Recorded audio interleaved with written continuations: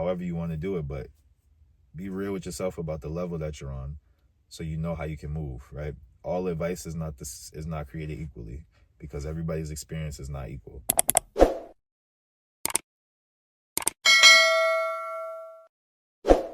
What up, YouTube? It's your boy Marv Over Matter, back with another video. And today what I'm going to talk about is how to move with women based on your attractiveness level, right? How to move with women based on your attractiveness level.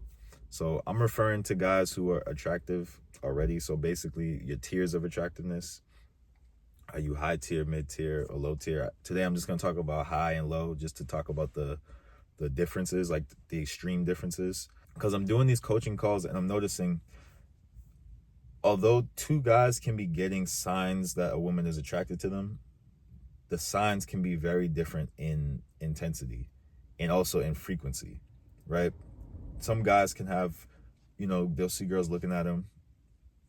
Maybe they talk to a girl and, she's pleasant with them. She's cool, you know what I'm saying? And then maybe they end up going on a date and maybe they end up, smashing, whatever. But the path, the signals along the way to that were not very clear, right? The guy's he kind of has to figure these things out. Whereas there's other situations where guys consistently are having, not even guys, because it's only one client that I have like this. He consistently gets clear signals throughout his interactions with women, right? They're clearly interested in him from the beginning. The choosing signals are engaging signals, right? So the woman is coming up and talking to him. The woman is, looking at him, smiling, right? If he's looking at her, they're looking at each other. They he's giving them a head nod, like, yeah, I'm gonna come talk to you. And you know who you are, bro. You know who you are. We just had a conversation last night. Really, really good conversation. Dude's real cool. There's probably a correlation between that. He's actually my first caller too. I'm not sure if he knows that, but now he do. He was my first caller. But his signs that he's getting are very, very clear. And there's no confusion throughout the journey to whatever it is, relationship, casual relationship, whatever that is, right? So it's like, in noticing this, I'm like, okay, I'm clearly going to give different advice to this guy than I'm going to give to this guy, even though they both are attractive guys, right? And I don't see the guys, right? I have conversations over the phone, so it's not like I don't know what they look like. If they walked in front of me, I wouldn't know what they look like. But it's just like, based on the experiences that they're telling me they're having, I'm like, okay, yeah, this guy is top tier. This guy is not top tier. Nothing wrong with that. But like I said, different ways that you have to move, right? So for the guy who's a top tier guy who's getting these women coming up to him, they're giving engaging, choosing signals. I'm going to tell him, hey, bro, just be chill. Just be cool. You don't have to do too much. You're in a position where you're the prize, if you want to use that language. You're in the position of power. You have the ability to kind of chill and let them come to you. And the thing is, if you're in this position, the eyes are on you anyways. So you can't really go around and do too much, because it's either going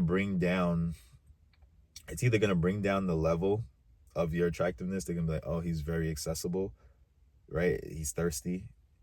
Or it's going to make them think, oh, he's a player, right? So you can't, because they're already watching you, if they see you as the really attractive guy going over and talking to a bunch of different women, like you going out of your way to talk to this girl, you going out of your way to talk to that girl, it's a bad look. And it's a different look than if this girl comes out of her way to talk to you. This girl comes out of her way to talk to you. You doing what you're doing, but they're coming and talking to you, right? That's a much better position to be in. So if you are able to be in that position, which clearly you would be if girls are giving you engaging signals and they're coming up to talk to you, and you see them always looking at you, they're coming in front of you to do things and like, oh, I'm sorry, like, and starting, starting conversations with you. Doing, if that's your experience, then you need to move in a much more subtle way. You need to allow them to come to you, especially if you're in a place that you frequent.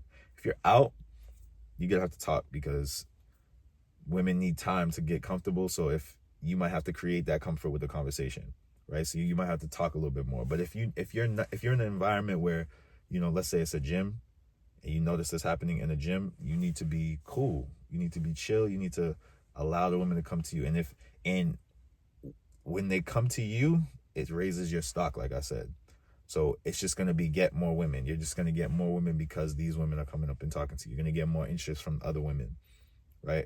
And if they like you, they're going to, it's some women that will discourage that other women are coming and talking to you. They'll be like, I don't want to compete, whatever. But some women, that's not the case.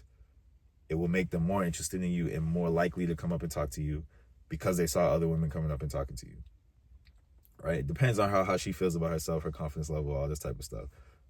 But that's the advice I'm giving this guy, right? The guy who's top tier, the guy who is his problems are much different than some of the other guys, right? Then I have guys who, they don't have women coming up and talking to them. They have women looking at them.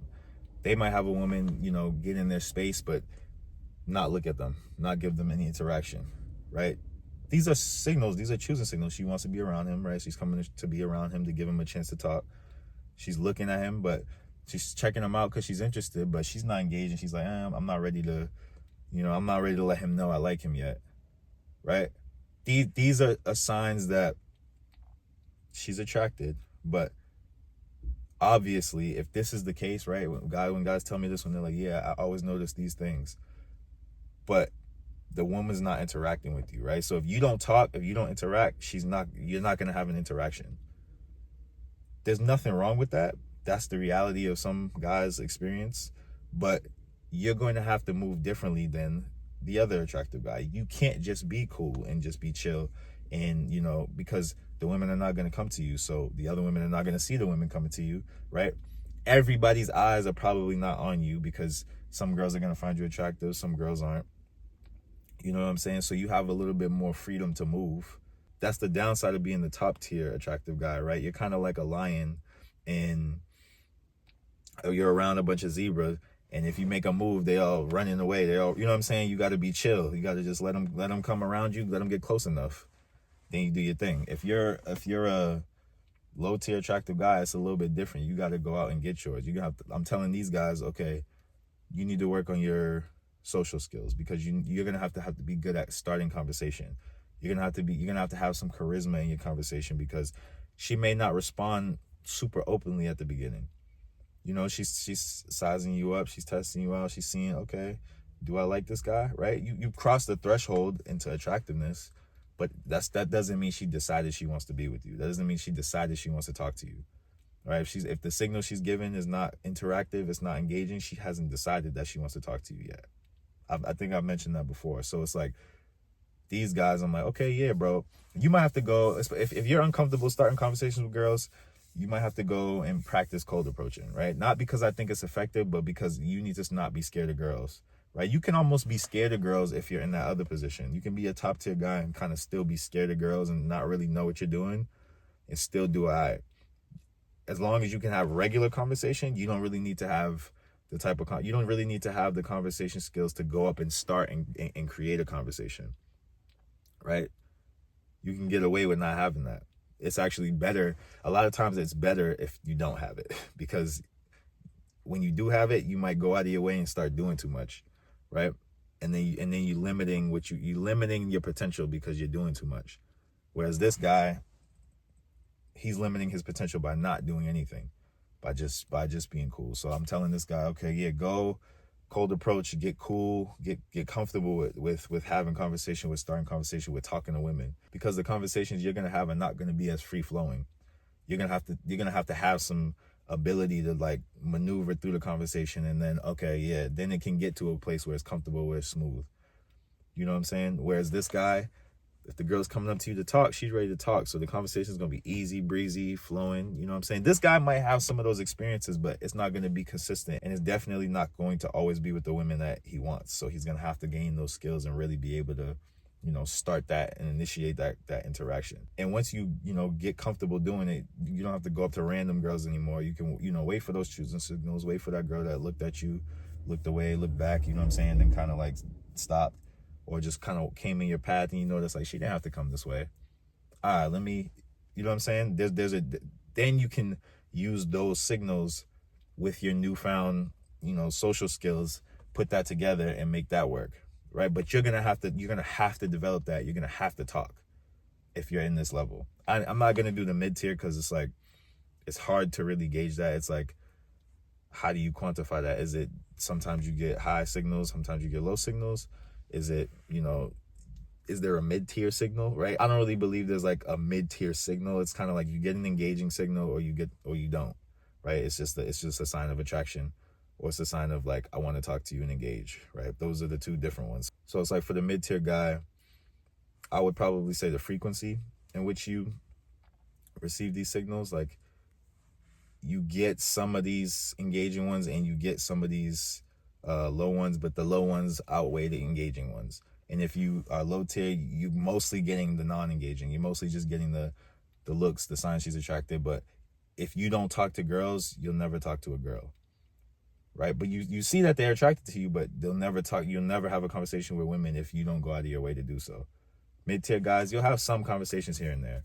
You know what I'm saying? High-tier guys, women will frequently be talking to you. Now, this is not going to be a lot of men, but this does happen. I'm telling you, I'm talking to one of my clients, and this is his experience. So it's like different tiers, you got to move differently, right? You got to move in a different way based on, what's happening. You know what I mean? It just makes sense. Like I always say, game is situational. So it's like, if you want to deal with women and women are not talking to you, but they're showing you signals, they're showing you signs, right? That's enough for you to be like, okay, let me, you know what I'm saying? Start a conversation, see what happens.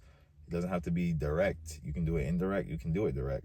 However you want to do it, but be real with yourself about the level that you're on so you know how you can move, right? All advice is not created equally, because everybody's experience is not equal. All right, so I just wanted to touch on that today. Like, comment, subscribe. Let me know what y'all think. Drop some more topics in the comment section. I'm still going through the list of topics. It's always growing. People always dropping on, which I really, really appreciate. Sometimes I get inspired like this, where I just want to give, what I want to talk about, what I think is going to be helpful. But I'm definitely still working on the topics. And I got the coaching calls in the description box, Instagram in the description box. And you know what it is. It's mind over matter, Marv over matter. Let's get it.